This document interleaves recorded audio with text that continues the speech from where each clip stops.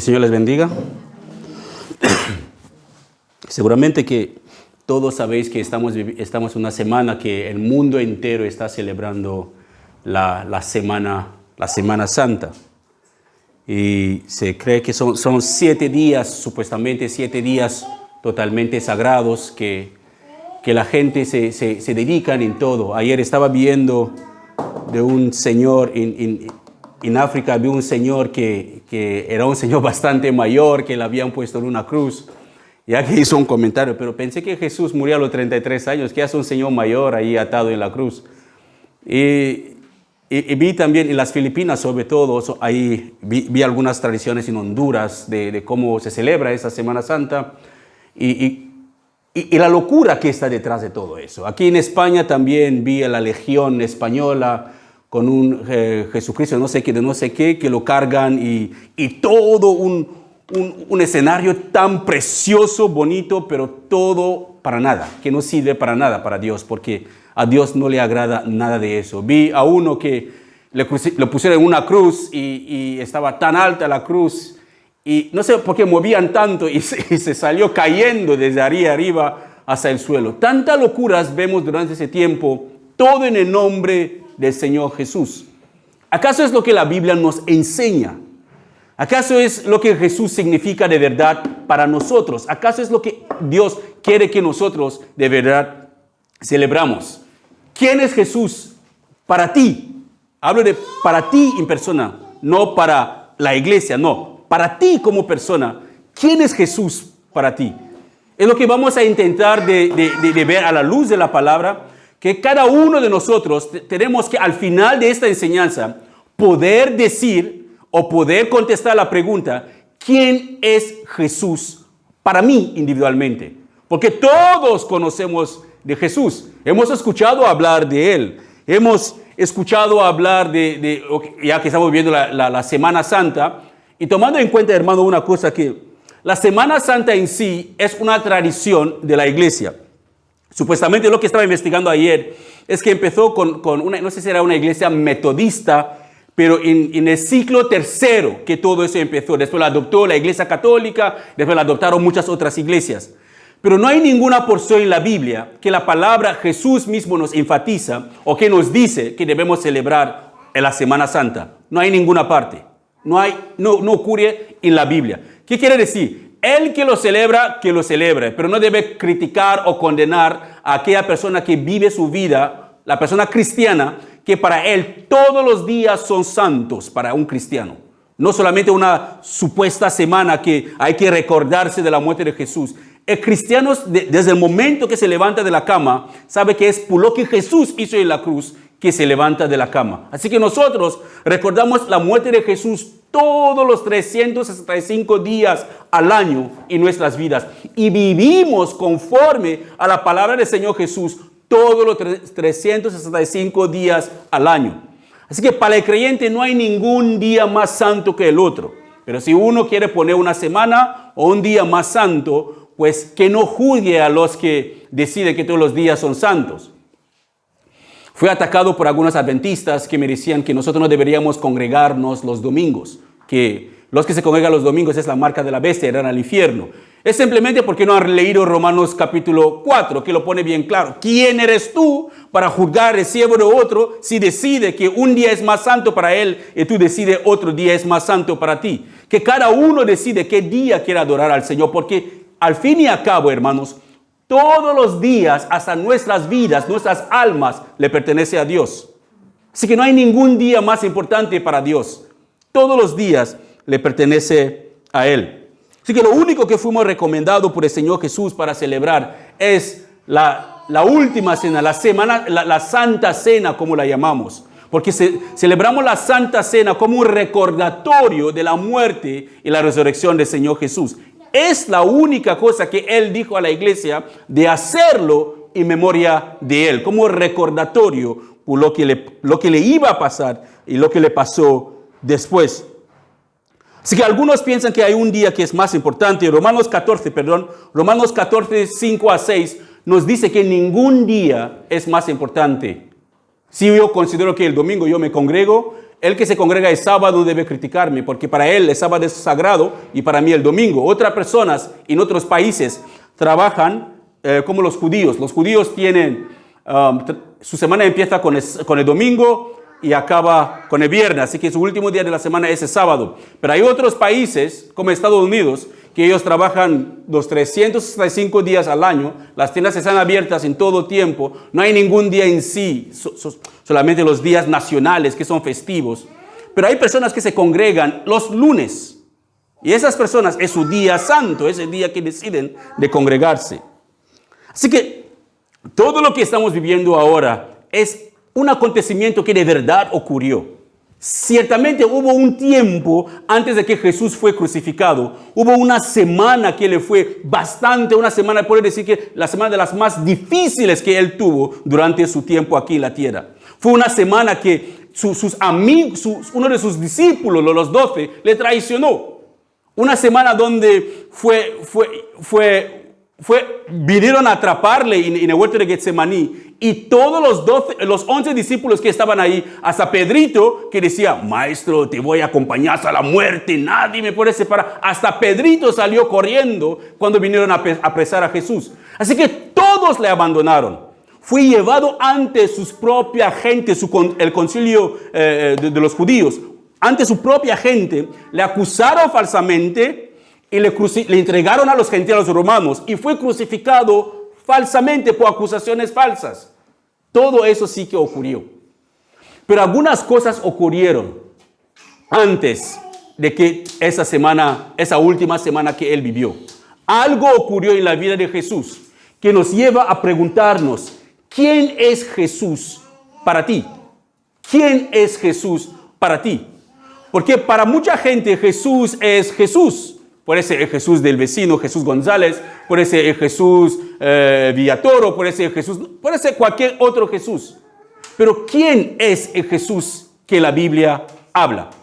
Pero aun que conozcas quién es este Jesús que la Biblia habla, personalmente, ¿quién es este Jesús para ti? Como persona, ¿qué significa Jesús para ti como individuo? ¿Es un maestro como de los maestros que hubo? ¿O uno que tuvo el don del labio de oro que pudo convencer a mucha gente? ¿O como los musulmanes lo llaman, que fue uno de los maestros iluminados que Dios mandó, pero Mahoma es el más grande de todo, el último profeta? ¿O cómo llaman los testigos de Jehová? ¿Es el arcángel Miguel que se hizo hombre y vino? ¿Quién es Jesús para ti? Acompáñame, por favor, Marcos capítulo 8, Marcos 8, vamos a leer de 27 a 28. 27 a 28.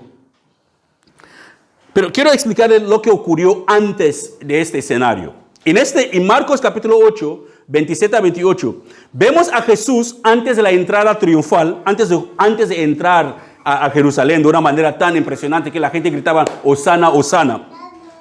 Jesús tomó la decisión, antes de entrar en Jerusalén, en la entrada triunfal, y antes de que le crucificaron, y antes de que le traicionaron, antes de todo lo que ocurrió, él tomó la decisión con sus discípulos para salir de la región de Galilea, donde él estaba viviendo antes y predicando. Tomó la decisión de salir de ahí y se fue a unos pueblos cerca de otra ciudad llamada Caesarea de Filipe. Así que mientras ellos estaban de camino a esos pueblos cerca de Caesarea de Filipe, él preguntó a los discípulos, le hizo una pregunta a los discípulos, es lo que vamos a ver. Así que él hizo la pregunta a los discípulos, chicos, oye, ¿quién dice la gente que soy? Eso es una pregunta directa. ¿Quién dice la gente que soy? Bueno, contestaron. Algunos dicen Juan el Bautista, otros dicen Elías y otros dicen que eres uno de los profetas. Entonces les preguntó otra vez. Ahora él hace la pregunta de una manera individual ahora. Entonces les preguntó, ¿y ustedes quién soy? ¿Y ustedes quién dicen que soy? Así que él pregunta a sus discípulos, vale, lo que me habéis dicho es lo que dicen la gente que soy. La gente dice que yo soy Juan el Bautista, otras personas dicen que yo soy Elías, otra persona dice que yo soy uno de los profetas, otra persona dice que yo soy de no sé qué, pero vosotros, ¿quién decís que yo soy? Así que Pedro tomó la palabra, como siempre, era el impulsivo, que el que contestaba. Así que Pedro tomó la palabra, era el líder, y dijo, tú eres el Mesías. En otros de los evangelios, Jesús le confiesa una cosa a Pedro, que Pedro, lo que tú acabas de decir, no te lo reveló ningún hombre. Es mi Padre que está en el cielo, quien te reveló que yo soy el Mesías. Así que, ¿quién dice la gente que es Jesús? Lo que los demás, hermanos, escucha bien, lo que los demás piensan de Jesús no ayuda o nos ayuda sinceramente a nosotros a saber qué es la opinión pública que la gente tiene sobre este mismo Jesús. Así que lo que la gente sabe de ti, eso es lo que ellos hablarán a otros de ti. Así que si la gente sabe que tú eres una persona tal, así hablarán de ti cuando quieren mencionarte en algún lugar. Hablarán de ti diciéndote todas las cosas que tú haces. Así que la gente hace sus opiniones sobre otras personas, o sobre ti, o sobre mí, o sobre quien sea, basándose de la información que ellos ya tienen de antemano. Así que ¿para qué la gente llaman a Jesús que Jesús era Elías, que Jesús era Juan el Bautista, Jesús era uno de los profetas? Es porque habían visto algunas cosas en la vida de Jesús que les llamó la atención para que ellos puedan decir que Jesús era esas personas. Mi pregunta para ti es, ¿quién dice la gente que eres? O cuando te mencionan, la gente pone la mano sobre la cara y dice que déjalo así correr. No hablamos de eso, cambiamos de tema. O tienen deleite para hablar de que no, esta persona o se arrepiente. Pero ya no vamos a hablar de ti ni de mí, pero vamos a hablar de lo que dice la gente que es Jesús y lo que Jesús es de verdad para nosotros. Así que la gente sabían distintas cosas acerca de Jesús. Ellos sabían diferentes cosas acerca de Jesús. Cosas que ellos habían visto, llegaron a tomar sus conclusiones, y otras cosas que habían oído y llegaron a tomar sus conclusiones.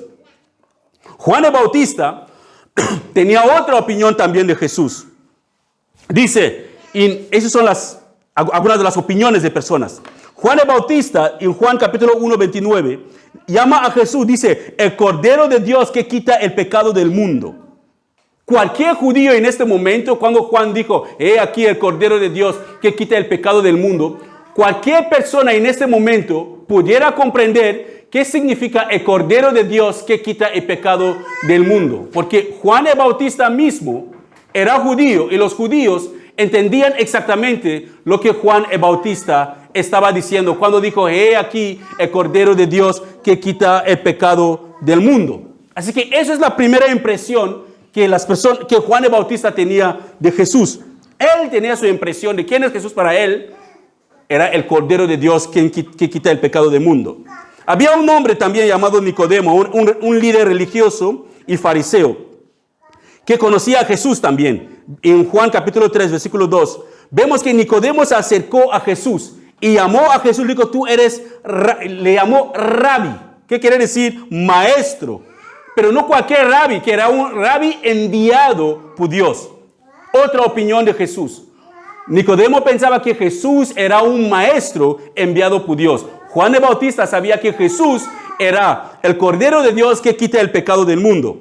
Vemos también que algunos de los fariseos, podemos leer en Lucas 19:38, ellos consideraban a Jesús como un maestro y nada más. Jesús solamente era un maestro para ellos.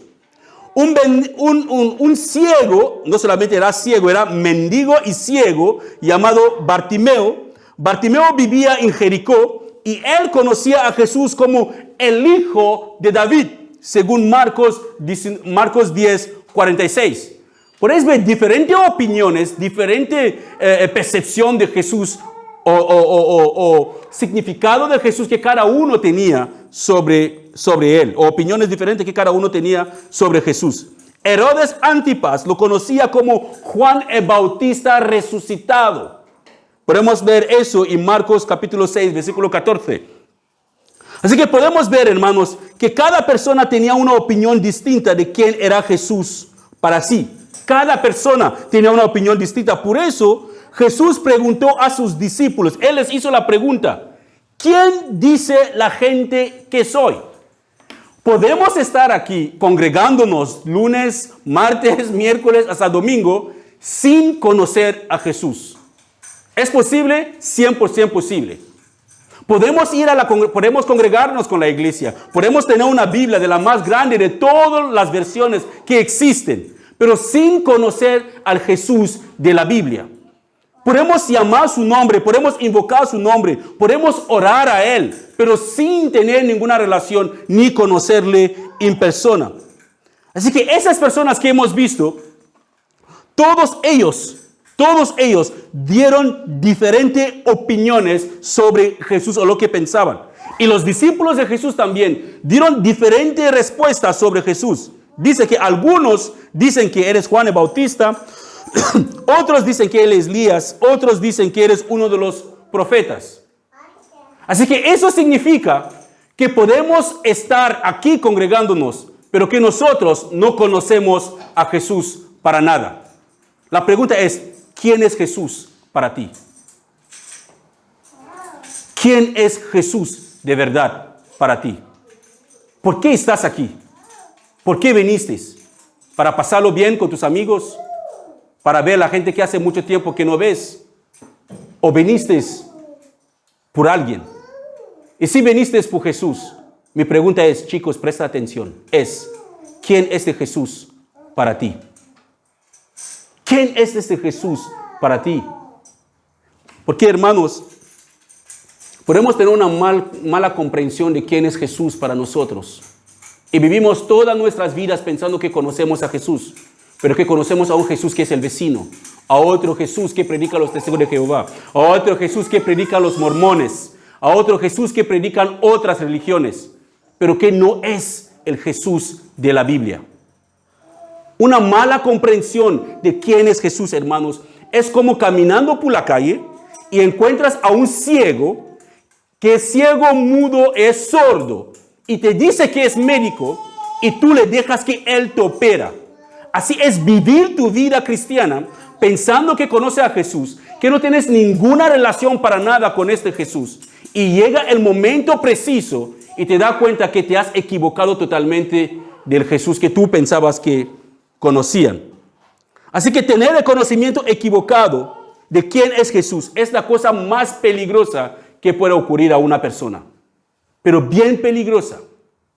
Tener el conocimiento equivocado de quién es Jesús. Así que podemos estar siguiendo a un Jesús totalmente desconocido. Cuando Jesús estaba a punto de ir a Jericó, pasó una vez, había una mujer que estaba en un pozo. Jesús le pidió agua. Una samaritana, Jesús le pidió agua a la samaritana. La samaritana le preguntó: ¿tú eres judío? ¿Por qué me pides agua? Y Jesús le dijo una cosa bien clara, hermanos: que vosotros los samaritanos adoráis a un Dios desconocido. Hermano, ¿qué quiere decir? Que tú puedes estar aquí todos los días de tu vida y cuando te mueres te encuentras en el infierno y te preguntas: pero ¿estaba en una iglesia que predicaba la palabra? Sí, estabas en una iglesia que predicaba la palabra de Dios. Y vamos a ver mismo cómo el Señor Jesús mismo lo pone bien claro, que no todos que me llaman Señor, Señor entrarán en el reino de los cielos. No todo mundo que invoca su nombre, no todo mundo que dice que lo conoce. Judas conocía a Jesús, sí, pero ¿quién era Jesús para él? Un medio de conseguir dinero, por eso que lo vendió. Era un medio de conseguir su dinero. Y muchas personas también, Jesús puede ser un medio para ti de conseguir lo que tú quieres de Él. Por eso es que algunas personas muchas de las veces corren a buscar al Señor Jesús cuando tienen problemas, no tienen trabajo, cuando tienen necesidad, cuando están enfermos, están a punto de morir, han diagnosticado una enfermedad letal. Corren a la iglesia para buscar a Jesús. ¿Por qué? Porque para ellos saben que Él es aquel hombre que sana a los enfermos. Nada más eso. No quieren nada con Él, solamente quieren que Él le da lo que ellos buscan de ellos, o lo que ellos buscan de Él. Así que muchos pueden decir que conocen a Jesús, quizás conocen a Jesús por su nombre, pero no saben quién es Jesús de verdad. Muchos pueden decir que conocen a Jesús, pero que de verdad no lo conocen. Por eso, hermanos, que muchos lo dicen o dicen que lo conocen, escucha bien, es imposible decir que conoces a Jesús y vives constantemente en el pecado. Es imposible. Porque si leemos en la Biblia, en cualquier parte del Nuevo Testamento, todos que encontraron a Jesús cara a cara o que tuvieron un encuentro con él, sus vidas cambiaron para siempre. Los ciegos que le encontraron empezaron a ver. Los cojos que le encontraron empezaron a caminar. Los sordos empezaron a escuchar. Los mudos empezaron a hablar. Las personas que estaban muertas resucitaron de la muerte. Algunos le encontraron como Pablo se volvió ciego, pero su vida cambió. Y todo lo que él había aprendido antes se convirtió en basura por haber conocido a Cristo. Así que es imposible decir que conozco a Jesús y sigues viviendo en el pecado. Deberías examinar qué Jesús conoces. Pero no es el Jesús de la Biblia. Los que conocen a Jesús le aman.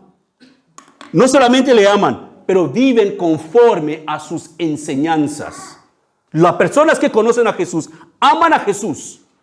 No se aburren cuando viene ya se cansa para estar aquí, mirando la hora, tienen ganas de irse ya. Están ya rascando la cabeza o rascando el pie. Todo su cuerpo le pica porque ya no quieren estar aquí. Solamente vienen para cumplir. Y se sienten aún más cumplidos cuando la hora ofrendan y se van súper contentos. Señor, ya cumplí. Así que Dios tiene un compromiso conmigo que es para bendecirme. Hermanos, Dios no necesita nuestro dinero. No necesita nada de nosotros. Somos nosotros que necesitamos a Dios a todo. Mira bien lo que Dios hizo. Cuando Dios creó, antes de crear las plantas, Él creó la tierra. Y después las plantas o los árboles. ¿Qué quiere decir? Que el árbol necesita la tierra para vivir.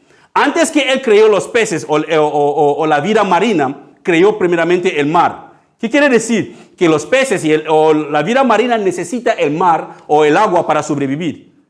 Cuando Dios creó al hombre, era solamente un trocito de barro así. ¿Qué hizo Dios? Sopló su vida en el hombre. La tierra sin el árbol sigue siendo la tierra. El mar sin peces sigue siendo el mar. Como Dios sin el hombre sigue siendo Dios. Pero el árbol sin la tierra no es árbol, se muere. Los peces sin agua no son peces, se mueren después. El hombre sin Dios morirá. Eres un muerto caminante, por llamarlo así, si no hay Dios en tu vida, si no conoces al Jesús de la Biblia. La vida puede parecer muy bonita para ti, pero ojo, 1000 años para ti son un día nada más para Dios. Así que ni vivimos 30 segundos según la vida humana delante de Dios. Como dice la palabra, hay un día que Él ha estipulado que juzgará el mundo por la persona de Jesús. Será un juicio justo para cada uno de nosotros. Le estaba diciendo a los niños ayer sobre esto, que no será un juicio de familia, no llamarán familia tal, venir, familia, no. Cada uno por su nombre. Hay un libro en el cielo donde todas las cosas que hacemos están escritos ahí dentro. Así que no habrá manera de negar. Uno de los niños me preguntó ayer, ¿la gente se acordará de todos sus pecados? La respuesta es sí. Todos tus pecados que has cometido pasarán delante de ti como una película y te acordarás delante de Dios de todo. Pues es que cualquier cosa que se hace en la oscuridad más oscura parece hacerlo en plena luz de día delante de Dios. Él tiene todo registrado. Así que los que conocen a Jesús le aman y viven conforme a sus enseñanzas. Sus vidas empiezan a cambiar en el mismo día o en el mismo momento de su encuentro con Él. Recuerden esas advertencias, hermanos, de Jesús. Mateo 7:21. El Señor Jesús dice, no todo el que me dice Señor, Señor, entrará en el reino de los cielos.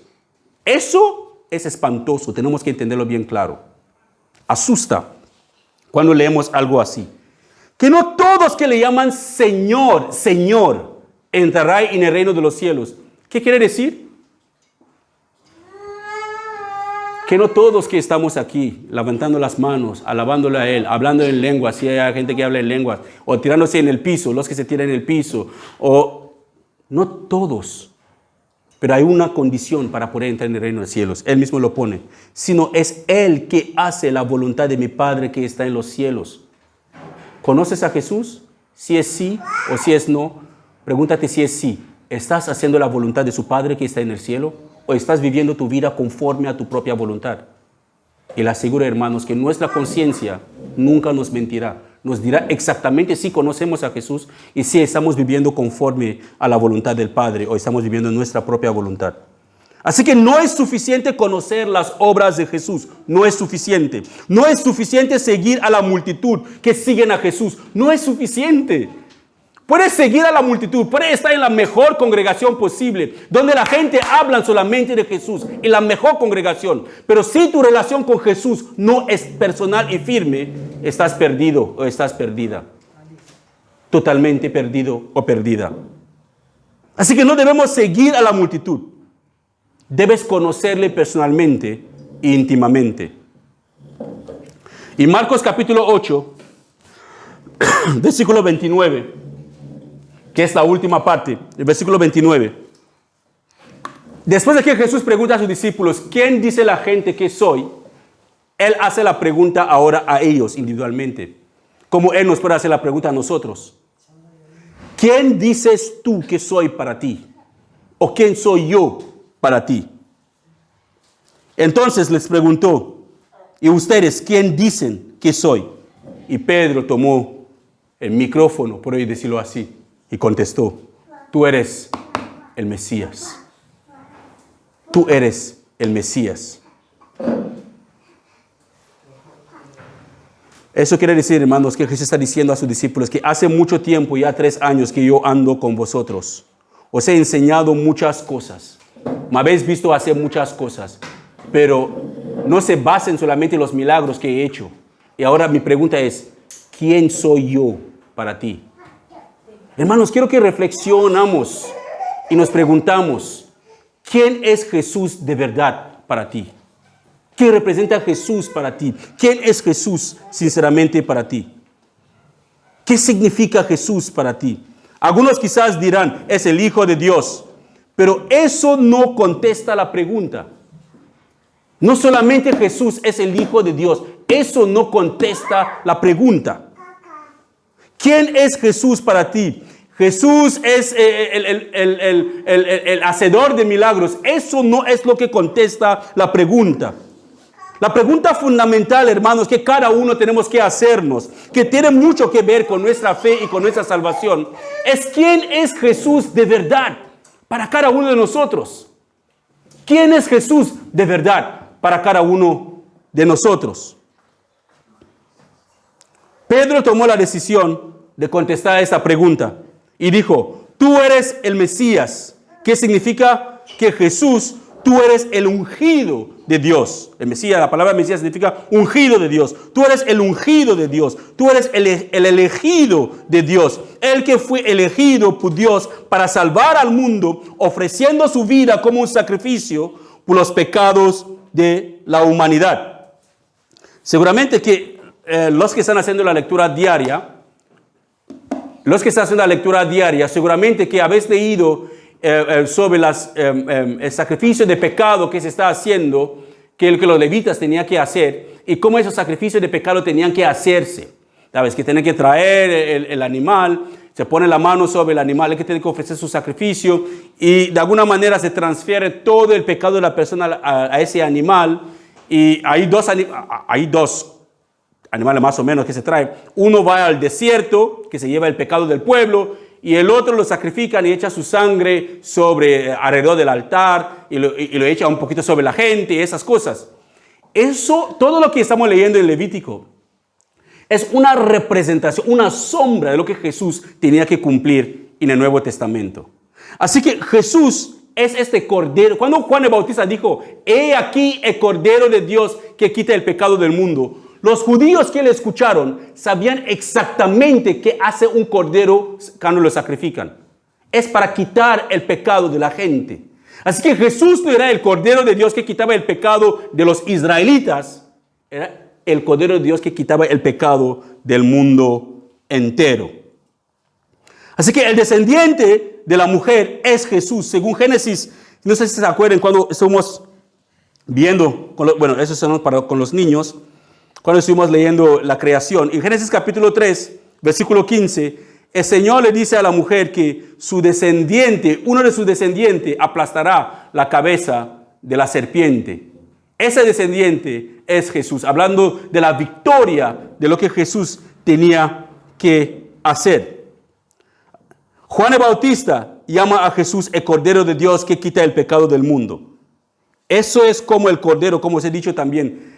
No sé si se acuerden, cuando los hijos de Israel tenían que salir de Egipto, Dios le demandó la última noche antes de que el ángel del Señor pasó por Egipto y mató a los primogénitos de los egipcios.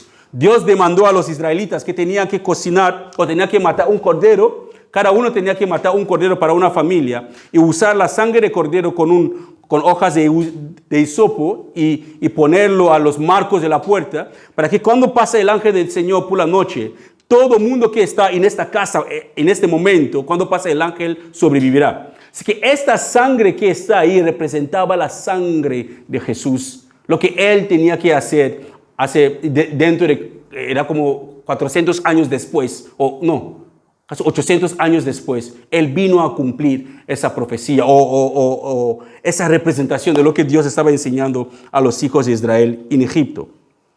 Así que Juan el Bautista también llama a Jesús el Cordero de Dios que quita el pecado del mundo, o el Cordero que murió en el tiempo de Abraham y Isaac. Recuerda que Abraham, Dios le mandó para probarle que tenía que matar a su hijo Isaac.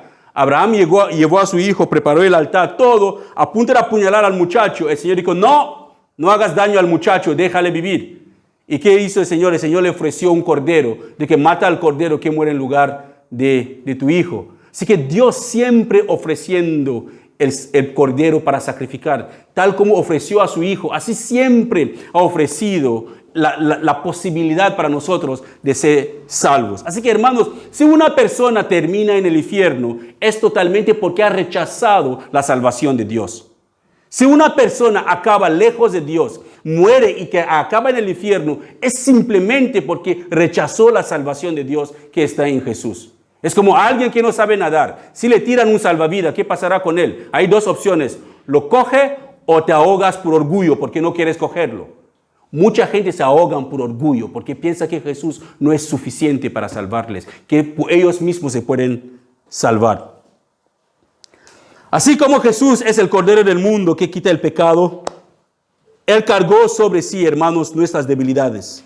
Él soportó nuestros dolores. Fue herido por nuestras rebeliones, golpeado para que ustedes y yo podamos ser perdonados por Dios. Así que golpeado por nuestras maldades. Él sufrió en nuestro lugar y gracias a sus heridas, nosotros hoy en día recibimos la paz que no merecemos de parte de Dios. Y somos sanados por todo lo que Él ha hecho por nosotros. Él fue un hombre de muchos dolores, pero resucitó el tercer día después de que lo crucificaron. La muerte no pudo retenerle 3 días después. Él no solamente murió por nuestros pecados, pero venció la muerte para ti y para mí. Para que un día podamos presentarnos ante Dios sin falta, si ponemos nuestra fe en Él. Él sufrió en nuestro lugar, totalmente por nuestro lugar. Así que vuelvo a hacer la pregunta: ¿quién es Jesús para ti? ¿Es Elías, Juan el Bautista, o Juan el Bautista resucitado, o es uno de los profetas? Pero ¿qué significa este hombre, Jesús, nuestro Señor? ¿Qué significa para ti? ¿Cómo lo consideras? ¿Cómo lo consideras? ¿Es un profeta? ¿Es un maestro de Dios? La respuesta Él mismo nos da en Juan capítulo 14, 6. Yo soy el camino, la verdad y la vida. Y nadie irá al Padre, o nadie viene al Padre, sino por mí. Jesús es el camino, la verdad y la vida. ¿Para ti es lo que es? ¿O es solamente un medio de pasar el fin de semana? ¿O solamente un nombre que invocas cuando las cosas te van mal? ¿O solamente es un nombre que tú sigues porque tus padres te educaron en esa religión cristiana? Hermanos, si Jesús no es el camino, la verdad y la vida para ti, pues no es el Jesús de la Biblia. Conoces a otro Jesús. Y si Jesús es el camino, la verdad y la vida para ti, pues tu vida nunca debe ser la misma como antes de conocerle. Tu vida debe haber un cambio visible, no solamente para ti, pero para la gente a tu alrededor. Examina tu vida para saber si de verdad estás en la fe. Pero si no lo estás, gracias damos a Dios, como dice en 1 Juan 1:9. Si confesamos nuestros pecados a Dios, Él es fiel y justo para perdonarnos y limpiarnos de toda inmundicia. Pero debemos confesarlo y apartarnos de esos pecados. Jesús puede ser para ti la persona que realmente Él es. Él puede ser para ti lo que Él realmente es. Pero solo tú puedes decidir si tú quieres que Él sea la persona que Él debe ser para tu vida. Cada uno de nosotros tenemos que decidir. ¿Estás dispuesto en hacerlo? ¿Estás dispuesto a hacer Jesús el camino, la vida y la verdad en tu vida? ¿Estás dispuesto a hacer Jesús tu Mesías? Hacerle tu Señor y tu Salvador. Ojalá, si no lo has hecho, lo hagas hoy. Porque hoy es el día de salvación y no mañana. Porque mañana no nos pertenece, le pertenece a Dios. Que el Señor nos dé sabiduría, hermanos, a hacer Jesús Señor de nuestras vidas y para siempre. Amén. Amén. Padre, gracias te damos por tu palabra, porque tu palabra es verdad. Gracias. Tú eres el camino, la verdad y la vida, Señor. Nuestro Señor, eres el Mesías, el ungido de Dios, el Cordero de Dios que quita el pecado del mundo. Te agradecemos, Señor, porque no bajaste de esta cruz, te quedaste ahí, recibiste el castigo por nuestros pecados y resucitaste el tercer día, confirmando que tu sacrificio fue aceptado por el Padre. Gracias. Gracias por tu muerte y gracias por tu resurrección. Gracias por tu Espíritu Santo que nos ha dado, por haber creído en ti. Gracias por la salvación que tú nos das, por la fe en ti, Señor. Gracias. Ayúdanos a permanecer en ti, porque sin ti, sin tu fuerza, no podremos permanecer firmes hasta el final. Danos sabiduría a saber vivir como tú quieres. Guía nuestros pasos, Padre. En el nombre de Jesús. Amén. Amén.